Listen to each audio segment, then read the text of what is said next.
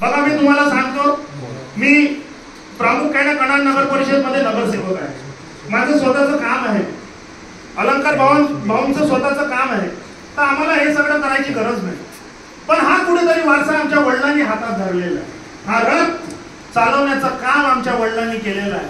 आता आमची जबाबदारी की त्या रथाला समोर कसं घेऊन जायचं. हे कोणामुळे आहे? हे तुमच्यामुळे आहे. तुम्ही जर विचार केला की नाही आम्ही कलावंत सगळे सोबत राहू, परवा नाही, माझी हरकत नाही. फक्त माझं एकच म्हणणं आहे की ते भजन मंडळ, तो कलावंत असं कोणालाही फूट दाखवू नका. मूळ आपण कलावंत आहोत. तुमच्या कलेमध्ये ते सादरीकरण असायला पाहिजे की उपदेश द्यायला पाहिजे. दारूबंदी आहे, बेटी बचाव, स्वच्छता, आपण आजकाल ते विसरून गेलेलो आहोत. माझ्या माता बहिणी कलावंत सगळ्यांना विनंती आहे की तुमच्या कलेवर मला अजिबात शंका नाही.